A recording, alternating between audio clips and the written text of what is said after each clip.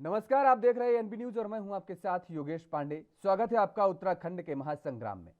उत्तराखंड में पिछली सरकार में मंत्रियों और अधिकारियों के बीच टकराव की स्थिति बनी रही। एक मंत्री के साथ तो अधिकारी का विवाद खूब सुर्खियों में रहा और इस बार प्रदेश के पर्यटन एवं लोक निर्माण मंत्री सतपाल महाराज ने नई सरकार में मंत्रियों के उच्च अधिकारियों की एसीआर लिखने का जो मुद्दा उठाया है, अब विभाग बंटवारे के बाद मंत्री भी उस पर एकजुट नजर आ रहे हैं। दरअसल पिछली सरकार में मंत्रियों और अधिकारियों के बीच टकराव की स्थिति बनी थी और एक मंत्री के साथ तो अधिकारी का विवाद खूब सुर्खियों में रहा। तभी से इस मुद्दे को भी हवा मिलने लगी थी कि ब्यूरोक्रेसी को नियंत्रण में रखने के लिए मंत्रियों के पास पूर्व की भांति उच्च अधिकारियों की एसीआर, जिसे वार्षिक गोपनीय रिपोर्ट भी कहते हैं, इसको लिखने का अधिकार होना चाहिए मंत्रियों के पास। और नई सरकार आई तो पर्यटन एवं लोक निर्माण मंत्री सतपाल महाराज ने इसकी शुरुआत भी कर दी। उन्होंने मुख्यमंत्री के सामने मंत्रियों को यह अधिकार देने का प्रस्ताव रख दिया। अब विभागों का बंटवारा होने के बाद मंत्री भी अपने इस अधिकार के प्रति एकजुट नजर आने लगे। क्या है पूरा मामला, इस रिपोर्ट में देखिए, उसके बाद चर्चा की शुरुआत करेंगे। उत्तराखंड में इस समय एसीआर लिखने का मुद्दा गरमाया हुआ है। मंत्री चाहते हैं कि वो अधिकारियों की वार्षिक गोपनीय रिपोर्ट यानी एसीआर लिखें। मतलब लोकशाही चाहती है कि उसे नौकरशाही की परफॉर्मेंस का आंकलन कर उसकी रिपोर्ट लिखने का हक मिले। गौरतलब हो कि एसीआर लिखने की मांग सबसे पहले उत्तराखंड के कैबिनेट मंत्री सतपाल महाराज ने उठाई थी। सतपाल महाराज का कहना था कि सचिव की एसीआर लिखने का अधिकार सीएम के पास होने की वजह से अधिकारी कई बार अपने मंत्री की अनदेखी करने लगते हैं, जिसके बाद अब अन्य मंत्रियों ने भी सतपाल महाराज की हाँ में हाँ मिलाकर अधिकारियों की एसीआर लिखने की मांग उठाई है। वहीं सतपाल महाराज ने तर्क दिया था कि कई राज्यों में इस तरह की व्यवस्था लागू है, जिसके बाद कैबिनेट मंत्री महाराज के आग्रह पर मुख्यमंत्री ने मुख्य सचिव को आदेश दिए कि तत्काल एक कमेटी बनाकर इस बात का अध्ययन किया जाए कि कौन कौन से राज्यों में मंत्रियों को सचिवों की एसीआर लिखने का अधिकार है। वहीं एक कदम आगे बढ़ाते हुए प्रदेश के ब्लॉक प्रमुख संगठनों के मांगों पर निर्णय लिया और पंचायत राज मंत्री सतपाल महाराज ने चंद रोज पहले ब्लॉक प्रमुखों को खंड विकास अधिकारी की एसीआर लिखने का अधिकार दे दिया है। लेकिन सीएम के आदेश पर अभी मुख्य सचिव द्वारा गठित कमेटी इस बात का अध्ययन कर रही है कि इसे उत्तराखंड में कैसे लागू किया जाए और ऐसे कौन कौन से राज्य हैं जहां मंत्री सचिवों की एसीआर लिखते हैं। आपको बता दें कि उत्तराखंड में मंत्रियों और सचिवों की कई बार झड़प तक हो चुकी है। कई मंत्री ऐसे भी हैं जिनके साथ उत्तराखंड के अधिकारी काम नहीं करना चाहते। पिछली सरकार में राज्य मंत्री रेखा आर्य और उनके विभागीय अधिकारियों की आपसी खींचतान खुलकर सामने आई थी और इस सरकार में लोकशाही एसीआर के जरिए नौकरशाही पर हावी होना चाहती है और यूपीएससी जैसा टफ एग्जाम पास करके आने वाले अधिकारियों को मन मुताबिक चलाना चाहती है, जिसका अधिकारी दबी जुबान में विरोध भी कर रहे हैं। आपको याद दिला दें, राज्य मंत्री रेखा आर्य और आईएएस वी षणमुगम, इनके विवाद के बाद रेखा आर्य के विभागीय सचिव आईएएस सौजन्या ने भी महिला सशक्तिकरण और बाल विकास विभाग छोड़ दिया था और ये बात सामने आई थी कि उनके विभाग के कुछ अधिकारी रेखा आर्य के साथ काम नहीं करना चाहते। इस घटना से पहले आईएएस वी षणमुगम ने भी लिखित में मुख्य सचिव को पत्र देकर रेखा आर्य के विभाग को छोड़ने की इच्छा जाहिर की थी और साथ ही मुख्य सचिव को पत्र देकर आईएएस षणमुगम अगले करीब 10 दिन की छुट्टी पर चले गए थे। कुल मिलाकर एसीआर एक ऐसा मुद्दा है जिसके जरिए लोकशाही नौकरशाही की नकेल अपने हाथ में रखना चाह रही है। ये कवायद राज्य के विकास के नजरिए से फायदेमंद होगी या नुकसानदायक, ये एक बड़ा सवाल है। तो वहीं एक सवाल ये भी उठता है कि क्या मंत्रियों की एसीआर लिखने की मांग ठीक है? एसीआर रिपोर्ट लिखने का मकसद अधिकारियों को दबाव में लेना नहीं है, उन्हें परेशान करना नहीं है, उनका मनोबल गिराना नहीं है। अगर 10वीं 12वीं या ग्रेजुएट मंत्री यूपीएससी जैसी परीक्षा पास करके आए अधिकारी की एसीआर लिखने का हक मांगे, तो क्या ये अधिकारी का मनोबल गिराना नहीं? आइए एक नजर उत्तराखंड सरकार के 8 उन मंत्रियों पर डालते हैं जो आईएएस, आईपीएस और पीसीएस अधिकारियों की एसीआर लिखने की मांग कर रहे हैं, लेकिन उनकी शिक्षा क्या कहती है। धामी सरकार के 8 मंत्री और उनकी शिक्षा। सतपाल महाराज 12वीं pass, Subodh Muniyal post graduate, doctor Hans Singh Rawat PhD, Ganesh Joshi 10वीं pass, Chandan Ramdas graduate, Premchand Agrawal post graduate, Saurabh Bahuguna LLB, Rekha Arya post graduate. यह चर्चा का विषय है कि मंत्री अपने अधिकारी शिष्यों को रिपोर्ट लिखेंगे, तो ये मामला बहुत गंभीर मामला है और बड़ा विचारणीय मुद्दा है। ये हल्का फुल्का नहीं है कि आईएएस की रिपोर्ट, मंत्री क्वालिफिकेशन क्या है, मंत्री की योग्यता क्या है, मंत्री का अनुभव क्या है, तो चला तो इस सरकार के ब्यूरोक्रेट्स रहे। आप ब्यूरोक्रेट्स फिर अगर मंत्री की रिपोर्ट के आधार पर मंत्री गलत काम करवाने लगे अधिकारियों से, ये तो दबाव पड़ेगा अधिकारियों पर कि वो गलत काम कराएं, नहीं तुम्हारी रिपोर्ट में ख़राब कर ब्लैकमेल करेंगे उसमें। तो ये तो बड़ा गंभीर विचारणीय विषय है और इसमें जल्दबाजी नहीं करनी चाहिए। और जिस मंत्री को, जिसने कभी खेती बाड़ी नहीं की, वो किस कृषि मंत्री हो रहा, जिसने कभी फुटबॉल वॉलीबॉल नहीं खेले खेल मंत्री हो रहा, शिक्षा, ये तो जब विपरीत विचारधारा के लोगों को जिम्मेदारी, तो वो सारे ब्यूरोक्रेट को बता रहे एक आदमी जिसका कोई विजन ही ना हो, डेमोक्रेसी प्रजातंत्र है, तो जिसको वोट दे दिया जीत गया, चाहे किसी तरह का आदमी भी हो, तो इसलिए ये जल्दबाजी का इशू नहीं है। इस पर गंभीर मंथन की बहुत बड़ी आवश्यकता होगी। ये मानना है कि माननीय मुख्यमंत्री जी के संज्ञान में ये विषय है। माननीय मुख्यमंत्री जी ने इस पे जो भी बेहतर फैसला होगा वह लेंगे और वो हम सबको स्वीकार भी होगा और निश्चित रूप से इसकी ज़रूरत भी है। देखिए, सिंपली ये है कि ये चर्चे का विषय हुआ है अभी हाल फिलहाल में, लेकिन बड़ा इम्पॉर्टेंट बात यह है कि मंत्री सचिव संबंध जब हम कहते हैं तो भले ही यह एक केतली की 2 कप चाय की बात हो रही हो, लेकिन 2 अलग अलग सोच है। देश की नीति बनाने, क्रियान्वित बनाने को लेकर अगर बहुत ज़्यादा प्रशासनिक अधिकारियों पे या सचिव स्तर के अधिकारियों पे बाध्यता को आप थोपेंगे तो काम हो सकता है काफ़ी हद तक प्रभावित भी हो। और फिर मंत्री एक पॉलिटिकल स्टैंड पे काम करते हैं, जो अधिकारी होते हैं वो प्लान और अपने सर्विस के कोड ऑफ कंडक्ट के अंतर्गत होते हैं। तो मुझे लगता है कि पुरानी व्यवस्था हो या नई व्यवस्था हो, उसमें जैसे चीफ मिनिस्टर या चीफ सेक्रेटरी की जो एसीआर में एक प्रकार से प्रभावशीलता है, उसमें अगर मंत्री लेवल पे लाने का अगर प्रयास होता है तो मुझे लगता है कि मंत्रियों के, अधिकारियों के मनोबल पर इसका थोड़ा अच्छा असर तो नहीं पड़ेगा। और कुल मिलाकर के देखा जाए तो एसीआर आप किस बात के लिए माइग्रेट कर रहे हैं, इसका मतलब है कि आप शिकंजा कसना चाहते हैं अधिकारियों के ऊपर, जबकि अधिकारियों पर शिकंजा कस के काम नहीं लिया जा सकता, बल्कि उनके साथ जनता के हितों को बेहतर तरीके से सुनिश्चित करने के लिए एक नई सोच और दोस्ताना रवैया रख करके और बेहतरी से किया जा सकता है। तो एसीआर एक मुद्दा बना करके बेहतर नहीं होगा, बल्कि चल रही व्यवस्था में कैसे जनहित के लिए अच्छी योजनाएं और विकासात्मक रवैया अधिकारी अपनाएं, इसके लिए कोई तरीका अपनाइए। एसीआर लिखेंगे फिर उसका संशोधन होगा।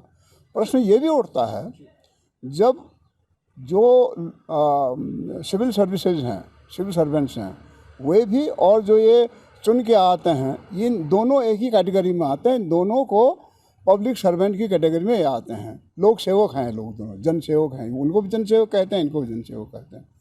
जब आप जो पब्लिक सर्वेंट है, सिविल सर्विसेज के जो सर्वेंट्स हैं, उनके लिए तो आप कह रहे हैं कि उनका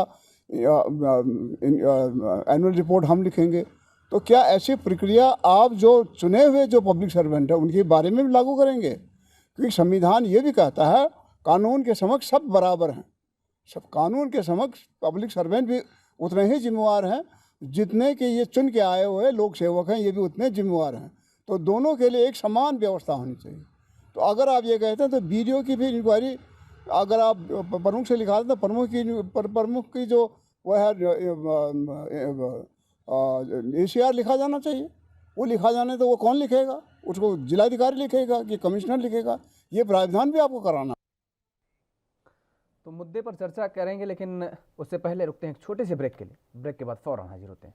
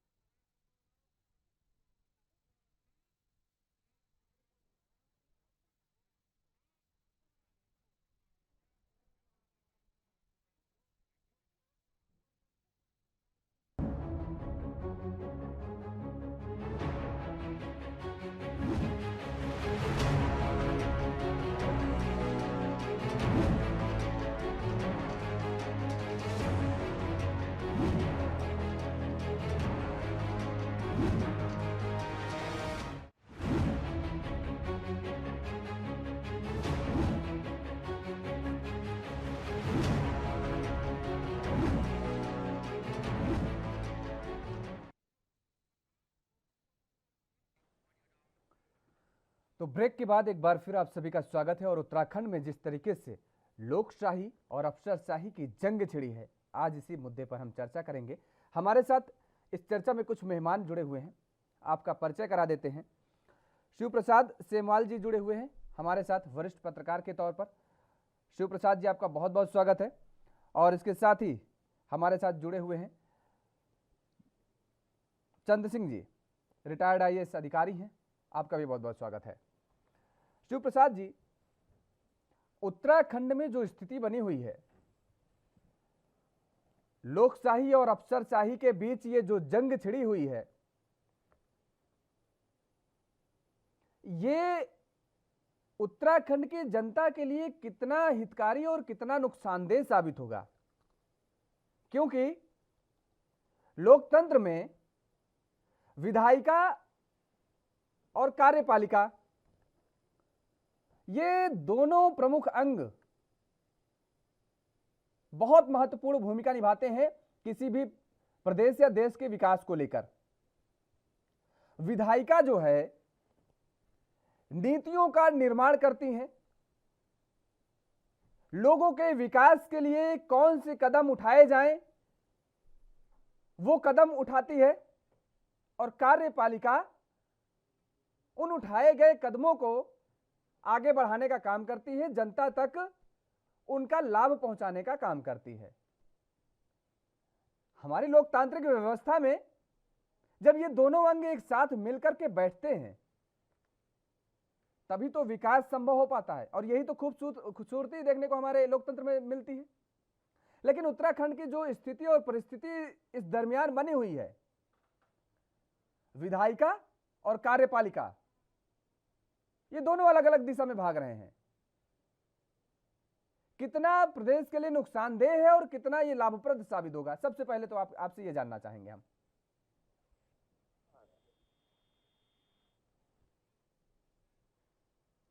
शिव प्रसाद जी। हेलो हेलो जी शिव प्रसाद जी, आवाज आ रही है आपको? आ रही आवाज आ रही है। शिव प्रसाद जी, ये जिस तरीके से उत्तराखंड में लोकशाही और अफसरशाही के बीच जंग छिड़ी है, इससे उत्तराखंड वासियों को कितना नुकसान और कितना फायदा आने वाले समय में दिख रहा है?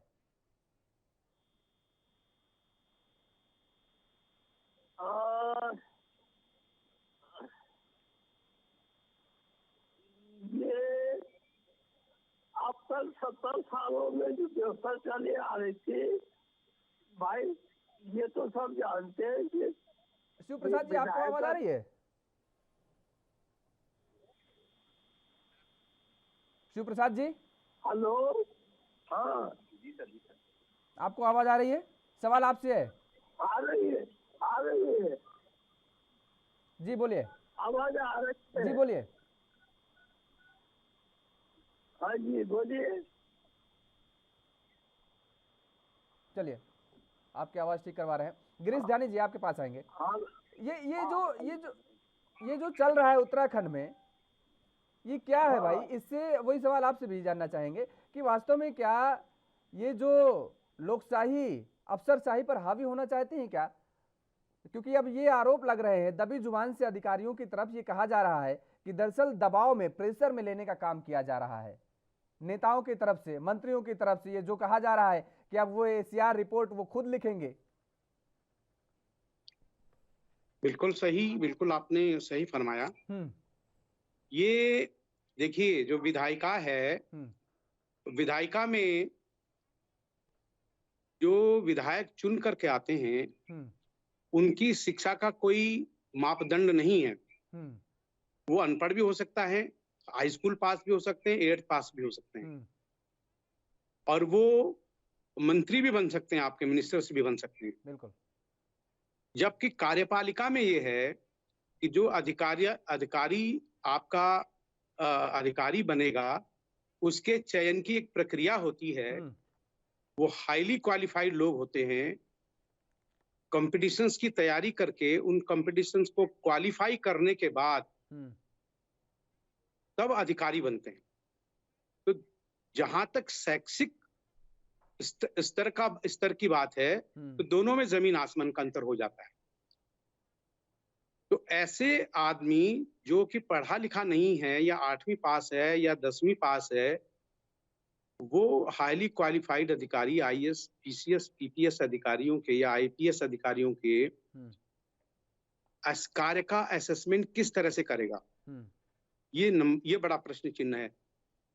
चूंकि कार्यपालिका को जो उसके रूल्स रेगुलेशंस, जो नियम हैं, जो कानून है, जो शासन के या सरकार के जो आदेश निर्देश हैं, अपनी शासन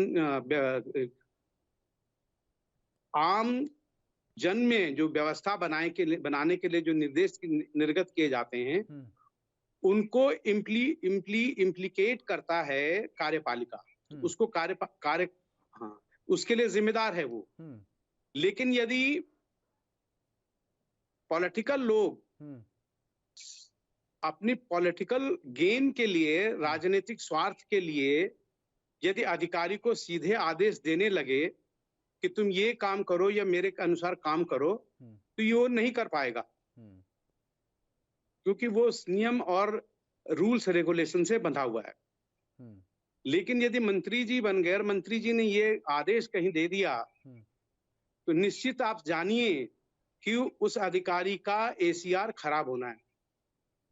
ठीक बात।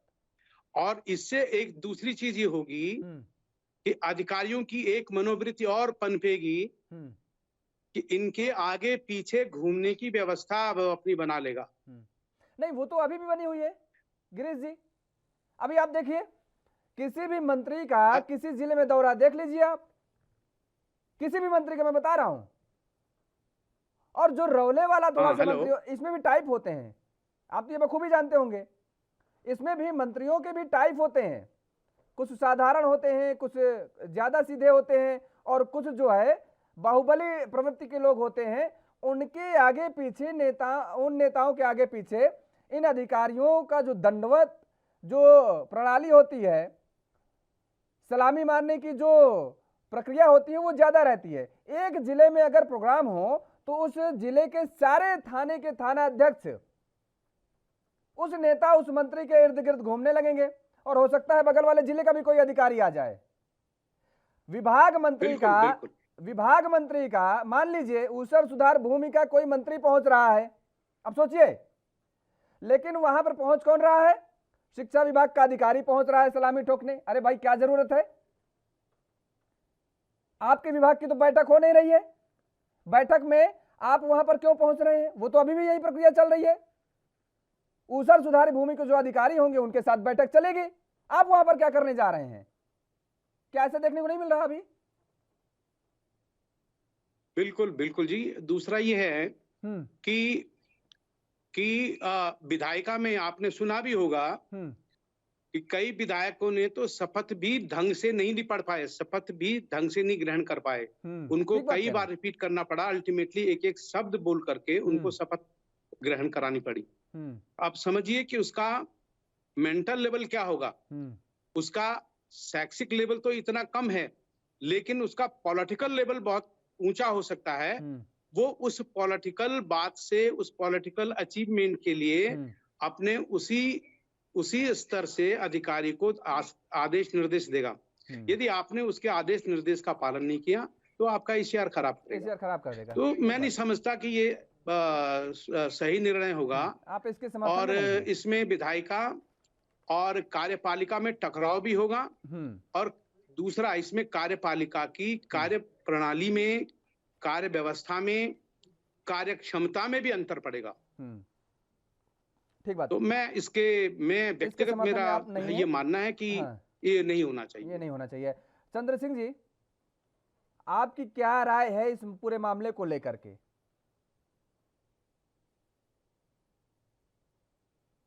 चंद्र सिंह जी। हाँ भाई, विधायिका का और ब्यूरोक्रेसी का अपना महत्व है, परंतु जो इन 70 सालों में जो सीआर लिखा जा रहा था उसमें पॉलिटिकल आदमी द्वारा सीआर नहीं लिखी जानी चाहिए, क्योंकि ब्यूरोक्रेट जो है उसको एक आदमी नहीं जाता। जैसे कि कोई एसडीएम है, उसका सीआर पहले डीएम लिखता है, फिर कमिश्नर लिखता है, फिर बोर्ड ऑफ रेवेन्यू लिखता है। तो इसीलिए कई स्तर पर जो आंकलन होता है, तब जाता है प्रमोशन होता है। तो पॉलिटिकल आदमी की जरूरत है। डेमोक्रेसी है, डेमोक्रेसी एमएलए और एमपी एडमिनिस्ट्रेशन का अपना महत्व है, वो सबसे ऊपर है। कानून वही बनाते हैं विधानसभा में और संसद में, उसका कार्यान्वयन जो है ब्यूरोक्रेट करते हैं, परंतु दोनों की भूमिका अलग अलग है।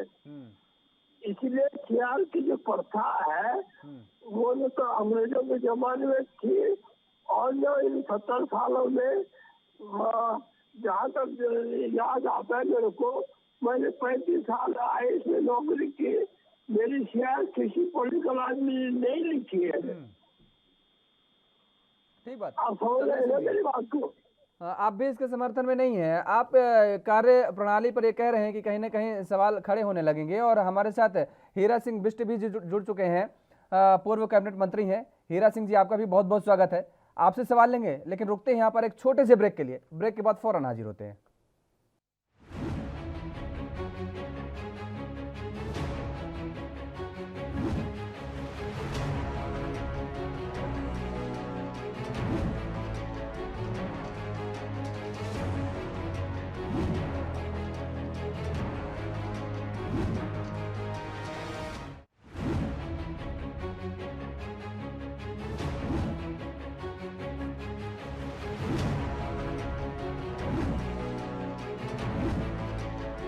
ब्रेक के बाद एक बार फिर आप सभी का स्वागत है और हमारे साथ सभी मेहमान जुड़े हुए हैं। चर्चा को आगे बढ़ाएंगे और रुख करेंगे सीधा हीरा सिंह बिष्ट जी का। हीरा सिंह जी, ये एसीआर का मुद्दा अब जो उत्तराखंड में गरमाया हुआ है कि हम एसीआर लिखेंगे, इसमें अधिकारियों का साफ तौर पर कहना है कि इनके ऊपर एक दबाव बनाने की ये कोशिश की जा रही है। ये इतनी टफ परीक्षा क्वालिफाई करके आते हैं और high school inter pass graduate मंत्री ये इनके एसीआर रिपोर्ट लिखेंगे। क्या इनके कार्यों पर यह प्रश्न चिन्ह नहीं खड़ा करने का काम होगा? इनके कार्यकुशलता पर, या इनके बुद्धिमत्ता पर, या फिर इनके मनोबल को गिराने का ये नहीं कहेंगे कि काम किया जा रहा है? इतनी तैयारी करता है कोई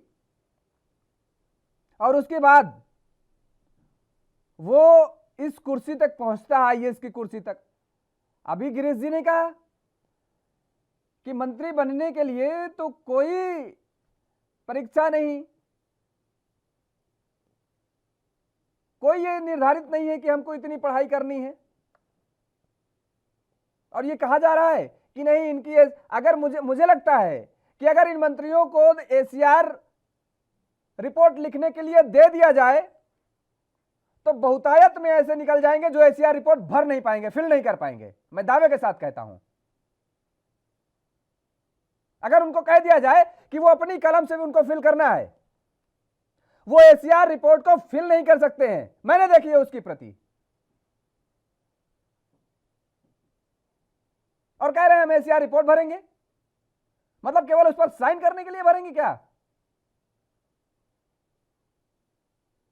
हीरा सिंह जी,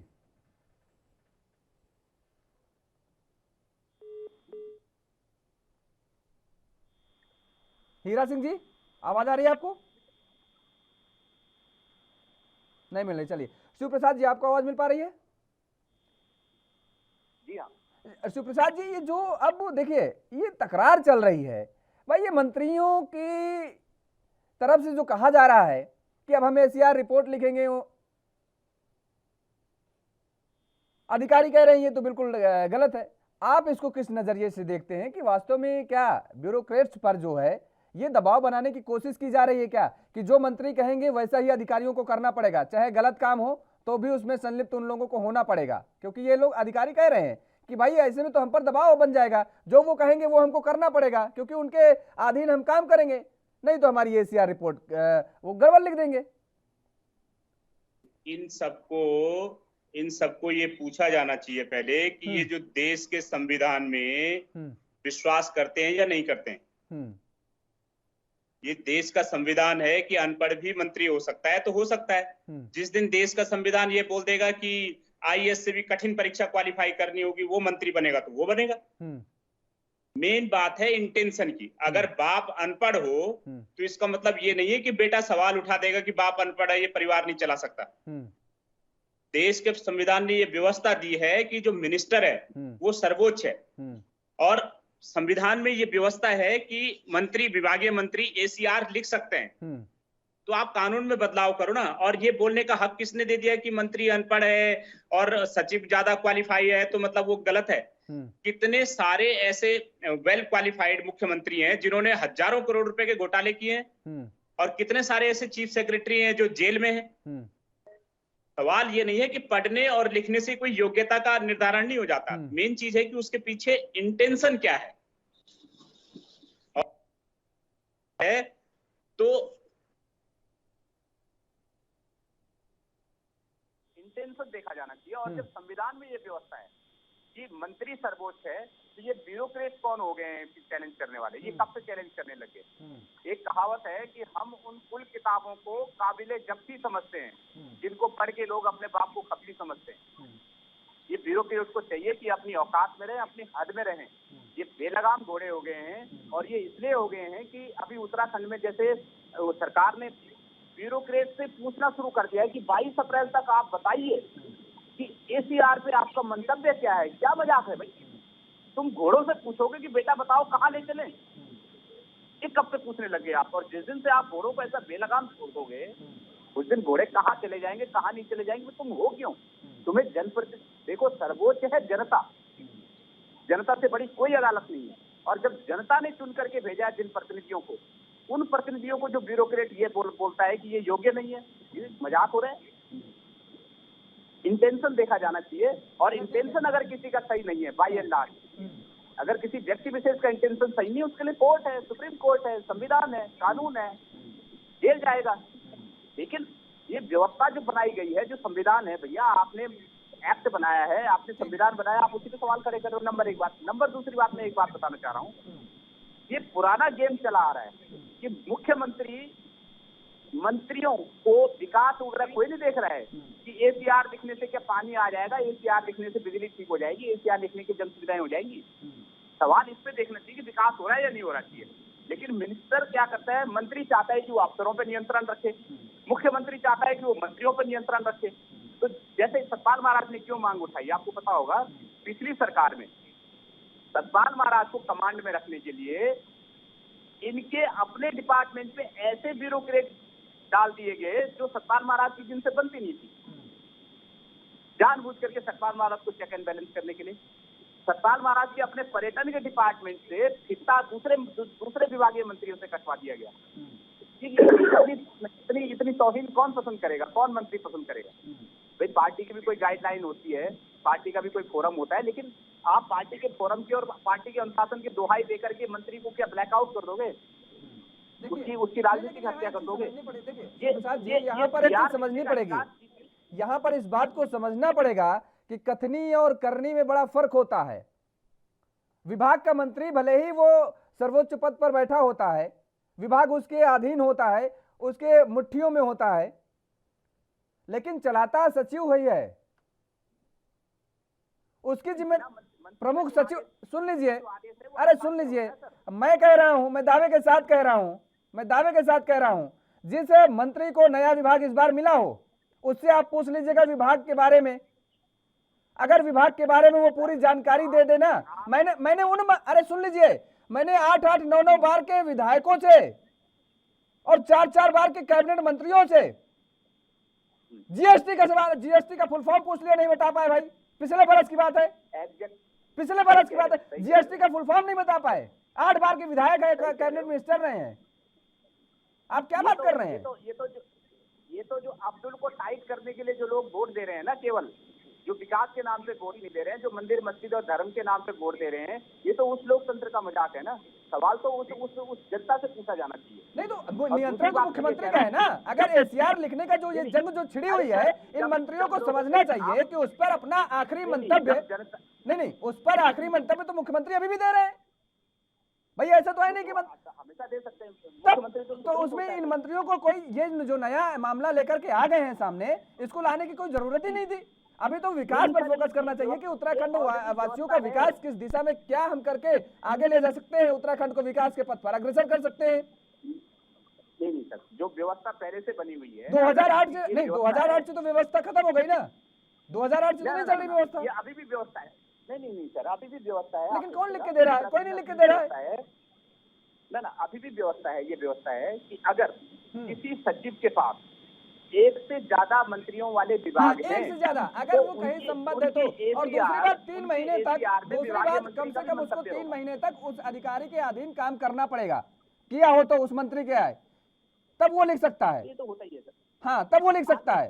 और अगर एक से ज्यादा विभाग, तो ऐसे तो बहुत कम लोग होंगे जिनके एक से ज्यादा विभाग होंगे प्रमुख सचिव, मुझे लगता है।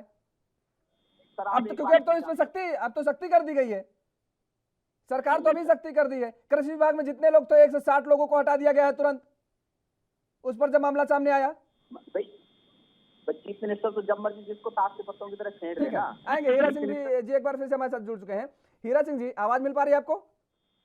जी हीरा सिंह जी, जो उत्तराखंड में ये नया मामला आ गया है, विकास तो सब पीछे छूट गया। अब ये एसीआर लिखने का मतलब ये हो गया कि आपकी कार्य प्रणाली कैसी है अब हम बताएंगे, यानी मंत्री अब ये डिसाइड करेंगे कि आईएएस अधिकारी ने काम किया है ठीक ढंग से कि नहीं। इसमें तो मंत्री को, राजनेताओं को भी सक्षम होना चाहिए। ज्ञान, योजना, प्लानिंग, सिस्टम, एजुकेशन सब काउंट करता है, लेकिन डेमोक्रेसी का एक तकाजा है। प्रजातंत्र में निर्वाचित लोगों को, निर्वाचित संवैधानिक व्यवस्था है तो उसको श्रेष्ठ माना गया है। और वो लोग सीआर लिखने का जो मामला आ रहा है, कोई भी समझदार, कोई भी बुद्धिजीवी, कोई भी इंटेलिजेंट जो पॉलिटिकल आदमी होगा, मंत्री होगा, वो जबरदस्ती सीआर खराब नहीं करेगा। और सीआर खराब का वो अधिकार चीफ मिनिस्टर के पास सुरक्षित रहना चाहिए। अगर कोई जानबूझ के ऐसा कर रहा है तो चीफ मिनिस्टर उसको रेक्टिफाई करे, उसको ठीक कर, दुरुस्त कर दे, ऐसा नहीं। लेकिन ब्यूरोक्रेसी को नियंत्रित करने का जो पहले भी था, जिला पंचायत अध्यक्ष को अधिकार होता था डीएम की सीआर लिखे कि विकास से कम कितना सहयोग करा जिले में इसने, लेकिन वो खत्म कर दिया गया। तो इस तरह से अब जो कमजोर पॉलिटिशियंस है वो ब्यूरोक्रेट से काम नहीं ले पा रहे हैं। और ब्यूरोक्रेट का काम है पॉलिसीज को एग्जीक्यूट करना। मंत्री लोग या सरकार केवल पॉलिसी बनाते हैं कि ये इंस्टीट्यूट बनना चाहिए, इंजीनियरिंग अस्पताल बनना है, ये पॉलिसी है, गरीबों के लिए ये योजना है, किसानों की योजना, उसको एग्जीक्यूट करने का काम उनका होता है। इसमें झगड़े की बात ही नहीं है। अगर वो ईमानदारी से करें तो सीआर क्यों खराब करे? अगर सीआर जानबूझ के द्वेषवश करता है तो चीफ मिनिस्टर को अधिकार रहना चाहिए सुरक्षित कि उसको रेक्टिफाई करे, उसको करेक्ट करे। इसमें चुने हुए लोगों को तो वर्चस्व डेमोक्रेसी में थोड़ा बड़ा होना ही चाहिए।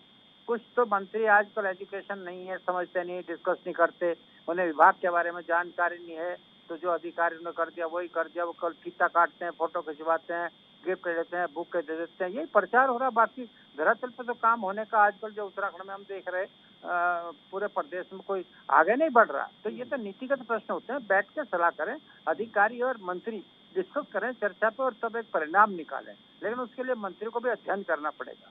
कोई काम पॉसिबल है नहीं है, जनित का है नहीं है, कितने दिन लगेंगे, कितना वित्तीय बजट आएगा, सारी चीजें हैं उसमें, दोनों बातें हैं उसमें।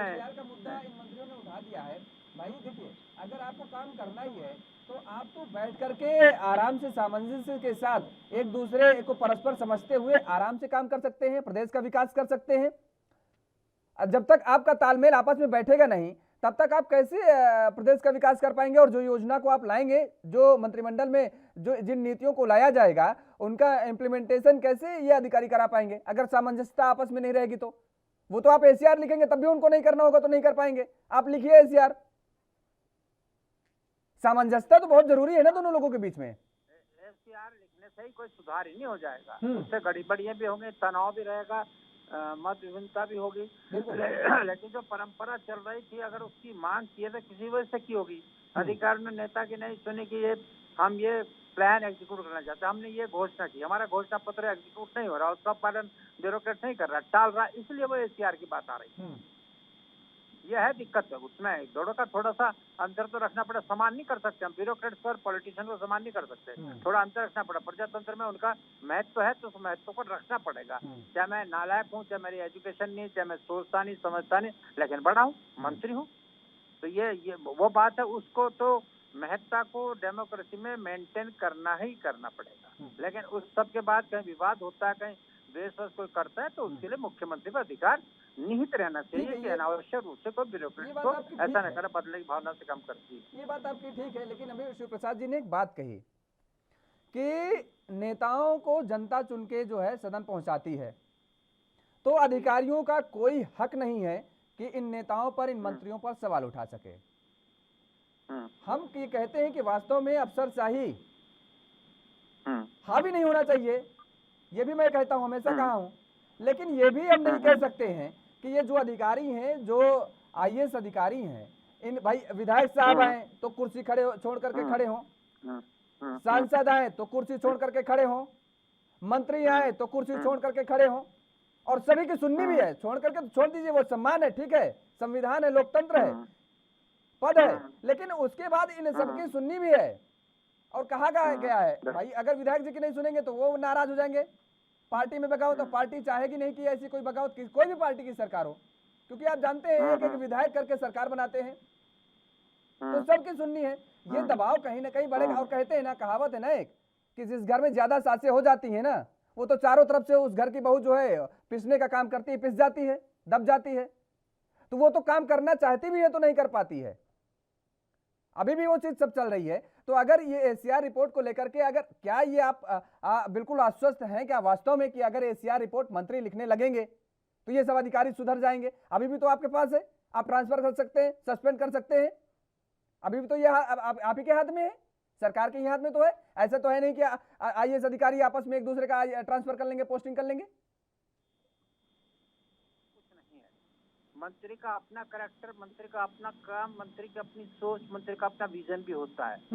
मंत्री अगर केवल गलत काम ही गलत कामों में लग जाएगा और जहाँ से पोस्टिंग को धंधा बना लेगा तो ब्यूरोक्रेट क्यों सुनेगा? ब्यूरोक्रेट पीड़ित होगा, उस काम को जानता है अफसर कि ये मंत्री किस टाइप का। इसलिए हमको अपनी सोच, अपना कैरेक्टर, अपना विजन साफ रखना पड़ेगा। ब्यूरोक्रेट काम करेगा तब उसको इस पर आपत्ति नहीं होगी। अगर ब्यूरोक्रेट को पता मेरा नेता तो लुटेरा है, तो मेरे से कमीशन के हिसाब किताब करता तो उसकी इज्जत थोड़ी होगी। तो इस तरह तो विकास के काम सारे ठप हो जाएंगे। इससे सामंजस्य स्थापित करके, कोऑर्डिनेट करके जो जिसकी जिम्मेदारी को करना चाहिए। इससे कोई भी पॉलिटिशियन कोई अपनी सीआर जबरदस्ती किसी खराब नहीं कर सकता। कोई व्यक्ति के कारण में करेगा, नहीं तो कोई बड़े दिल का होगा, बड़ा कोई विजनरी नेता पॉलिटिकल होगा, वो जल्दी सीआर खराब करने से कुछ नहीं मिलेगा उसको।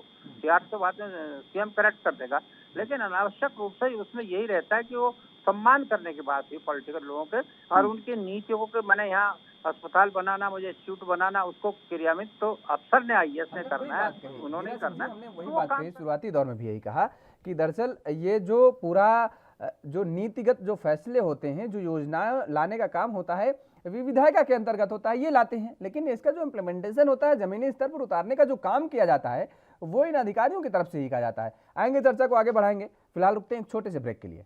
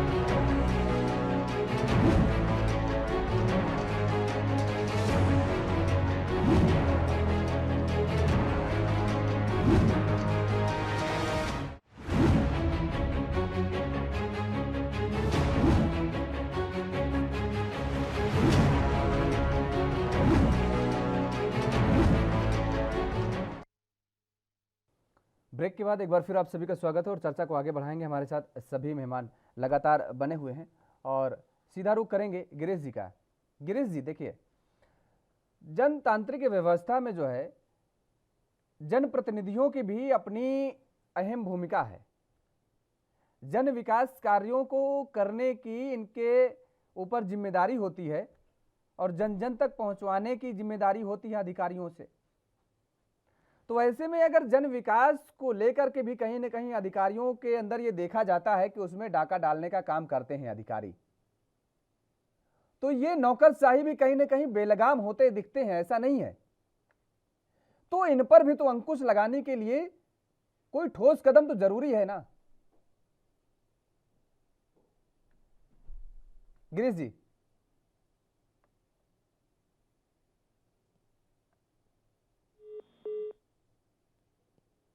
गिरीश जी आवाज आ रही है आपको? हाँ जी, मेरे को आवाज आ रही है आपकी। गिरीश जी, हमने कहा कि सवाल आप सुन पाए? हेलो, हाँ जी, हाँ आ रही है आपको जी। हमने कहा कि जनतांत्रिक व्यवस्था में इन जनप्रतिनिधियों की भी अपनी एक अहम भूमिका होती है और जन विकास कार्यों को जमीनी स्तर तक पहुंचाने की जिम्मेदारी होती है इन पर कि वो अधिकारियों से इसको विकास को धरातल पर उतरवाएं। और जो अधिकारियों को भी देखा जाता है कि ये जन विकास जो कार्य होते हैं इनमें डाका डालने का काम भी अधिकारी करते हैं। वो कैसे भी करते हो, उन्हीं जनप्रतिनिधियों से मिलकर के करते हो या कैसे इन केन प्रकार करते हो, तो इन पर भी लगाम लगाना तो जरूरी है ना कहीं ना कहीं। नहीं, ये बिल्कुल सही है। देखो, उसमें एक व्यवस्था है, संवैधानिक व्यवस्था भी है और जो रूल्स एंड रेगुलेशन है, कानून है, वो अपना काम करता है ऐसे लोगों के विरुद्ध में। अगर इससे परे कोई आदमी जाता है और उस कार्य को नहीं करता है या अवैधानिक कार्य करता है या उस काम में इंटरेस्ट नहीं शो करता है, इसके लिए पूर्व में ही व्यवस्था है। उसमें ऐसी कोई बात नहीं कि पहले व्यवस्था नहीं थी। अब ये तो घालमेल वहां हो जाता है कि जहां राजनीति और जो हमारे ब्यूरोक्रेट्स हैं या अधिकारी हैं, इनके बीच में जब संबंध बहुत कॉर्डियल होने लगते हैं तो ये सारी अव्यवस्थाएं वहां शुरू हो जाती हैं। दूसरा ये है कि मंत्री जी अगर सीआर लिखने लगे तो मंत्री जी तो बाद में लिखेंगे, पहले जो उनके फॉलोअर्स हैं, तमाम लोग हैं, वो क्या अधिकारियों पर प्रेशर नहीं बनाना शुरू कर देंगे? क्या इससे आप इनकार कर सकते हैं? तो जो व्यवस्था पहले से चली आ रही है, यदि अधिकारी काम नहीं करता है, अधिकारी जो हमारी जनतांत्रिक व्यवस्था ने जो आदेश पारित किए हैं या डेवलपमेंट के काम के लिए जो व्यवस्था बनाई है, यदि उनमें हीरा हवाली करता है तो अधिकारियों को हमने दंडित होते हुए भी देखा है। माननीय मंत्री जी ने भी उनके खिलाफ लिखा है, उसके खिलाफ भी कार्रवाई होती है, उनके कहने से, उनके लिखने से भी कार्रवाई होती है, उनके मौखिक बोलने से भी कार्रवाई होती है, ऐसा नहीं है। और जो चीज धरातल पर नहीं हो रही है वो दिखती है। इस जनतंत्र है, डेमोक्रेसी है, आम जनता इस चीज को देखती है। आपकी सड़क बन रही है और अगर उस सड़क में ठीक नहीं से मेटलिंग नहीं हो रहा ठीक ढंग से, तो जनता को हमने वीडियो बना करके अपने मोबाइल से और उसकी व्हाट्सएप में हमने सेंड करते हुए देखा है। हमने देखा है उस चीज को कि कैसी कैसी सड़कें बन रही है और उसके विरुद्ध कार्रवाई हुई, ठेकेदार के विरुद्ध, इंजीनियर के खिलाफ भी कार्रवाई हुई है।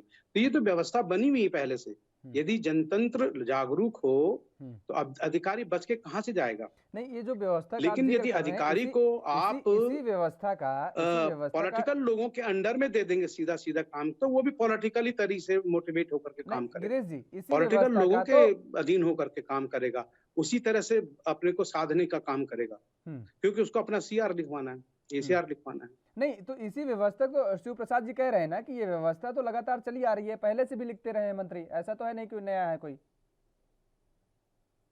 बिल्कुल बिल्कुल, व्यवस्था पहले से चली आ रही है। हाँ। उसमें कहीं कोई शंका नहीं है। तो अब और उसमें कोई अव्यवस्था भी नहीं होती है। अव्यवस्था तो देखिए, ये जब एक तरह से कह लीजिए कि जब राजनीतिक इंटरफेरेंस से, देखिए आपने कई काम देखे होंगे कि पॉलिटिकल इंटरफेरेंस से काम कराए जा रहे हैं, तो कहीं कहीं तो आपने देखा होगा कि वो जो काम हो रहे हैं वो उनकी क्वालिटी खराब हो गई है, समय पे नहीं हो पा रहे हैं, उनके बजट बढ़ गए हैं, ये अधिकारी नहीं करते हैं। यदि अधिकारी करते हैं तो उनके खिलाफ कार्रवाई होती है। शिव प्रसाद जी, देखिए गिरीश जी ने कहा कि किस तरीके से समझाने की कोशिश की उन्होंने कहा दरअसल मंत्री जी तो बाद में आएंगे, पहले जो है आएंगे उनके पिछलग्गू, उनके इर्द गिर्द जो चमचे घूमते हैं उनके, भैया ने ये कहा ये काम होना है और काम नहीं होना है अधिकारी से तो भैया का एक फोन चला जा रहा है। अब भैया से दबाव बनवाना है तो अभी तो कम से कम ये है कि स्वच्छंद अधिकारी कह रहे हैं कि चलिए ठीक है, नहीं बहुत ज्यादा करेंगे हमारा ट्रांसफर कर देंगे। हमारी कार्यप्रणाली पर ये सवाल तो नहीं उठा सकते हैं, लिख करके कहीं दे तो नहीं सकते हैं, लेकिन ऐसी स्थिति जब आ जाएगी तब तो ये जो चमचे हैं पिछलग्गू हैं ये सब करवाने लगेंगे ऐसे भैया से। सर जैसा जनप्रतिनिधि राजा कैसे होता है प्रजातंत्र में, जैसा जनता होती है जतो राजा जतो प्रजा ततो राजा होती है। जैसा नेता जनता डिजर्व करती है वैसे ही नेता उन्हें मिलते हैं। कोई चुनाव जीतने के बाद विधायक मंत्री बनने के बाद उनसे सुरखाव के पर थोड़ी लग जाएंगे। जब जनता पौवा प्रमुख बन करके नोटों पे वोट खरीद बेचती है, अपने साड़ियों पे, प्रेशर कुकर पे, क्रिकेट की उस पे, ढोलक मजीरे पे, चिमटे पे जब वोट देती है जनता, तो जनता को सोचना चाहिए ना कि किन लोगों को वोट दे रही है। दूसरी बात, मैं केवल संविधान का सवाल उठा रहा हूँ। अगर आप विभागीय मंत्री को बोलते हो कि वो चंगू मंगुओं के भरोसे है, ये बताओ कि मुख्यमंत्री को कैसे क्लीन चिट दे रहे हो? फिर आप मुख्यमंत्री भी तो विधायक चुन के आया, हारते बचा है। कोई हार के ही मुख्यमंत्री बना है, जिसको जनता ने नकार दिया उसको आपने सीएम बना दिया, उसको तो आप बोल रहे हो कि आप सबसे बेस्ट हो जी क्योंकि आप सीएम हो जी। ये किसने कह दिया? क्या मधु कोड़ा 4000 करोड़ रुपए का घोटाला किया था? मधु कोड़ा ने जोता घुसा आपने क्लीन चिट मान दिया उसे कि मधु कोड़ा सीएम जो मर्जी करे? भाई गारंटी क्या है? जब आप जनता के चुने हुए विधायक पर भरोसा नहीं कर रहे हो, जनता के चुने हुए विभागीय मंत्री बनने के बाद उस पर भरोसा नहीं कर रहे हो, और तो आप सीएम को कैसे क्लीन चिट दे दोगे? और तभी आप बोलते हो जो अमित शाह है जो पूरा देश चला रहे हैं वो तड़ीपार हैं, वो जेल में रहे हैं, तभी आप मोदी जी के लिए कुछ कह दो। ऐसे तो कहीं भाई कानून से बड़ा ऊपर कोई नहीं है ना। जिसको कोई दिक्कत है अदालत में जाए, और जब तक कानून बने हुए उन पे चले, और अगर दिक्कत है कोई ज्यादा परेशानी तो पहले कानून को बदले। हम बिना कानून का सम्मान नहीं। हाँ, आपस में बैठ करके कोई ना कोई नया रास्ता निकालना चाहिए, और जो ये विवाद मचा है इस विवाद को खत्म करते हुए उत्तराखंड को विकास के पथ पर ले जाने का काम करना चाहिए। समय के अभाव के चलते आपको यहीं पर रोकेंगे शिव प्रसाद जी, और तीनों मेहमानों का हमारे साथ जुड़ने के लिए बहुत बहुत शुक्रिया।